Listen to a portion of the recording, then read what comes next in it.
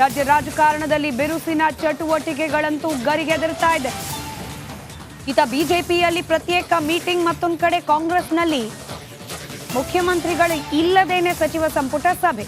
ಅತ್ತ ದೆಹಲಿಯಲ್ಲಿ ರಾಜ್ಯದ ರಾಜ್ಯಪಾಲರು, ಕರ್ನಾಟಕದ ರಾಜ್ಯಪಾಲರು ಲೋಕಸಭೆಯ ಸ್ಪೀಕರ್ ಓಂ ಬಿರ್ಲಾ ಅವರನ್ನ ಭೇಟಿಯಾಗಿದ್ದಾರೆ. ಫೋಟೋವನ್ನ ಗಮನಿಸ್ತಾ ಇದ್ದೀರಿ. ಸ್ಪೀಕರ್ ಓಂ ಬಿರ್ಲಾ ಅವರನ್ನ ರಾಜ್ಯಪಾಲರಾದ ಗೆಹ್ಲೋಟ್ ಅವರು ಭೇಟಿಯಾಗಿರುವ ಸಂದರ್ಭದ ಫೋಟೋ.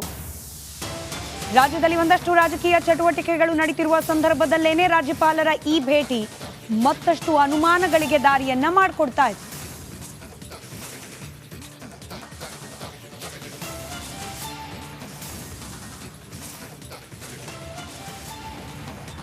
ಮೈತ್ರಿ ಪಾದಯಾತ್ರೆ ವಿಚಾರಕ್ಕೆ ಸಂಬಂಧಪಟ್ಟಂತೆ ಬಿಜೆಪಿ ಹಾಗೆ ಜೆಡಿಎಸ್ನಲ್ಲಿ ನಡೀತಾ ಇರುವ ಮುಸುಕಿನ ಗುದ್ದಾಟದ ಮುಂದುವರೆದ ಸುದ್ದಿ. ಮೈತ್ರಿ ಪಾದಯಾತ್ರೆಗೆ ಹೈಕಮಾಂಡ್ ಮದ್ದೆರಿಯೋಕೆ ಮುಂದಾಯ್ತಾ? ಕುಮಾರಸ್ವಾಮಿ ಜೊತೆಯಲ್ಲಿ ಜೆಪಿ ನಡ್ಡಾ ಮಾತುಕತೆಯನ್ನ ನಡೆಸುತ್ತಿದ್ದಾರೆ. ಪಾದಯಾತ್ರೆ ವಿಚಾರದಲ್ಲಿ ಮನಸ್ತಾಪದ ಬಗ್ಗೆ ಚರ್ಚೆಯನ್ನ ನಡೆಸುತ್ತಿದ್ದಾರೆ.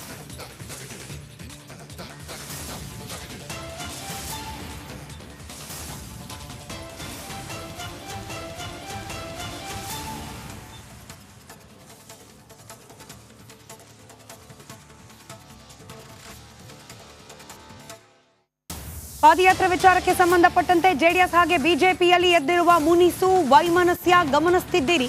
ಇದೀಗ ಈ ಒಂದು ವೈಮನಸ್ಸಿಗೆ ಮದ್ದನ್ನ ಅರಿಯಲಿಕ್ಕೆ ಬಿಜೆಪಿಯ ಹೈಕಮಾಂಡ್ ಮುಂದಾದಂತೆ ಕಾಣ್ತಾ ಇದೆ. ಕುಮಾರಸ್ವಾಮಿ ಅವರ ಜೊತೆಯಲ್ಲೇ ಜೆಪಿ ನಡ್ಡಾ ಮಾತುಕತೆಯನ್ನ ನಡೆಸುತ್ತಿದ್ದಾರೆ. ತಮಗಾದ ಅಪಮಾನದ ಬಗ್ಗೆ ಕುಮಾರಸ್ವಾಮಿ ಅವರು ಮಾಹಿತಿಯನ್ನು ಹಂಚಿಕೊಂಡಿದ್ದಾರಂತೆ. ಕುಮಾರಸ್ವಾಮಿ ಅವರಿಗೆ ಜೆಪಿ ನಡ್ಡಾ ಮನವರಿಕೆ ಮಾಡಿಕೊಡ್ತಿದ್ದಾರಂತೆ. ಈ ಪಾದಯಾತ್ರೆ ಅಂತ ಮಾಡೋದಾದ್ರೆ ಪ್ರೀತಮ್ ಗೌಡ ಭಾಗಿ ಆಗ್ಲೇಬಾರದು, ಇದು ಕುಮಾರಸ್ವಾಮಿ ಅವರ ಪಟ್ಟು. ದೇವೇಗೌಡರ ಜೊತೆಯಲ್ಲಿ ಚರ್ಚಿಸಿ ನಿರ್ಧಾರವನ್ನು ಕೈಗೊಳ್ತೇನೆ ಅಂತ ಹೇಳಿದ್ದಾರೆ ಕುಮಾರಸ್ವಾಮಿ ಅವರು. ಜೆಡಿಎಸ್ ಪಾದಯಾತ್ರೆಯಲ್ಲಿ ಎಚ್ ಡಿ ಕುಮಾರಸ್ವಾಮಿ ಅವರು ಭಾಗಿಯಾಗೋ ಸಾಧ್ಯತೆ ಕಂಡು ಬರ್ತಾ ಇದೆ.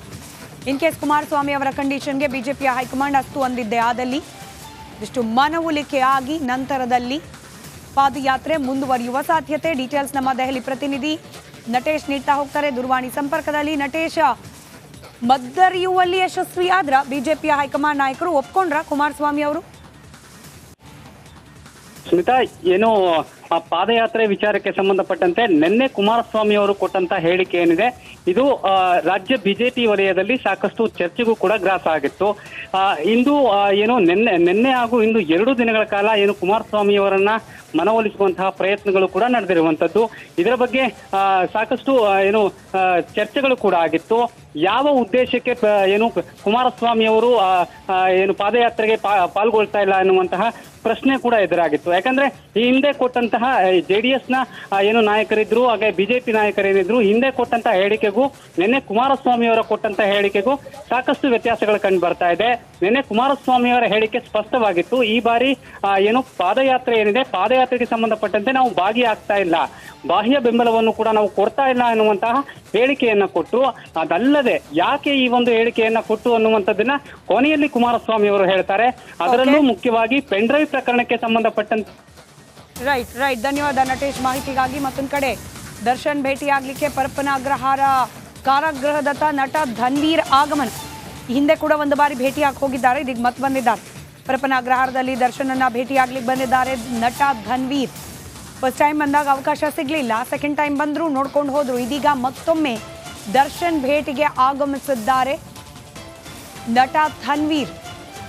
ನಾವು ಗಮನಿಸ್ತಾ ಇದ್ವಿ, ದರ್ಶನ್ ಜೈಲು ಪಾಲಾದ ಸಂದರ್ಭದಿಂದಲೂ ಕೂಡ, ಅದರಲ್ಲೂ ಈ ಪರಪ್ಪನ ಅಗ್ರಹಾರ ಕಾರಾಗೃಹಕ್ಕೆ ಹೋದ ಸಂದರ್ಭದಿಂದಲೂ ಕೂಡ ಅನೇಕ ಸೆಲೆಬ್ರಿಟಿಗಳು ಬಂದು ದರ್ಶನ್ ಭೇಟಿಯಾಗಿ ಹೋಗ್ತಿದ್ದಾರೆ.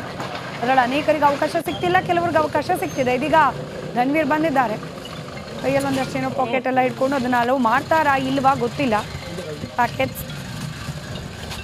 ಸದ್ಯಕ್ಕೆ ದೃಶ್ಯದಲ್ಲಿ ಗಮನಿಸ್ತಾ ಇರೋದು ನಟ ಧನ್ವೀರ್ ದರ್ಶನ್ ಭೇಟಿಗೆ ಪರಪ್ಪನ ಅಗ್ರಹಾರ ಕಾರಾಗೃಹಕ್ಕೆ ಆಗಮಿಸಿದ್ದಾರೆ.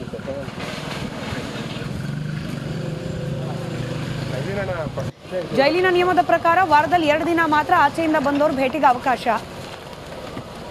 ಇವತ್ತು ಅನುಮತಿ ಸಿಕ್ಕಂತಿದೆ, ಆಲ್ರೆಡಿ ಒಳಗೆ ಹೋಗಿದ್ದಾರೆ ಧನ್ವೀರ್.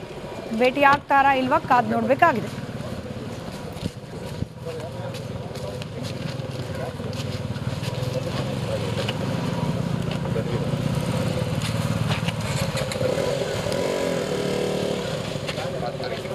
ತಿಂಗಳಿಗೂ ಅಧಿಕ ಕಾಲ ದರ್ಶನ್ ಅವರ ಜೈಲುವಾಸ ಮುಂದುವರೆದಿರೋದು, ಅದರಲ್ಲೂ ಇತ್ತೀಚಿನ ಬೆಳವಣಿಗೆಯನ್ನು ಗಮನಿಸ್ತಾ ಇದ್ರಿ. ಜೈಲೂಟ ಸಾಕು, ಮನೆ ಊಟ ಬೇಕು ಅಂತ ಹೇಳಿ ಎಷ್ಟೇ ಮನವಿಯನ್ನು ಮಾಡಿಕೊಂಡ್ರು ಕೂಡ ದರ್ಶನ್ ಅವರಿಗೆ ನ್ಯಾಯಾಲಯ ಅದಕ್ಕೆ ಅವಕಾಶ ಮಾಡಿಕೊಡ್ತಾ ಇಲ್ಲ.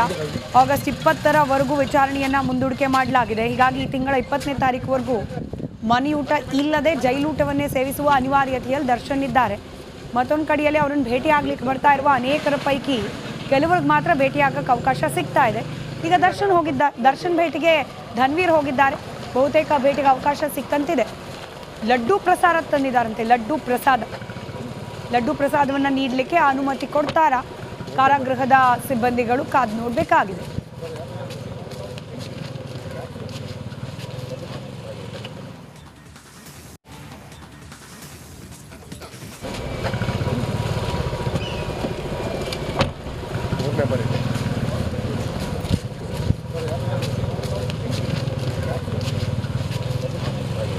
ಮತ್ತಷ್ಟು ಡೀಟೇಲ್ಸ್ ನಮ್ಮ ಪ್ರತಿನಿಧಿ ನವೀನ್ ನೀಡ್ತಾ ಹೋಗ್ತಾರೆ. ನೇರ ಸಂಪರ್ಕದಲ್ಲಿದ್ದಾರೆ ಪರಪ್ಪನ ಅಗ್ರಹಾರ ಕಾರಾಗೃಹದ ಬಳಿಯಿಂದಲೇ.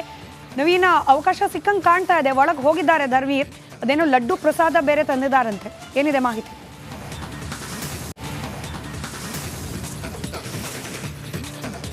ಸ್ಮಿತಾ, ಇವತ್ತು ಮೂರನೇ ಭೇಟಿಗೆ ಅಂತಂದರೆ ಮೊದಲನೇ ಬಾರಿಗೆ ದರ್ಶನ್ ಭೇಟಿಗೆ ನಟ ಧನ್ವೀರ್ ಬಂದಾಗ ಭೇಟಿಗೆ ಅವಕಾಶ ಸಿಕ್ಕಿರಲಿಲ್ಲ, ವಾಪಸ್ ಹೋಗಿದ್ರು. ಆದರೂ ಕೂಡ ಹೋಗುವಾಗ ನಾನು ಭೇಟಿ ಆಗಿದ್ದೆ ಅಂತೇಳಿ ಮುಜುಗರದಲ್ಲೇ ವಾಪಸ್ ಹೋಗಿದ್ರು.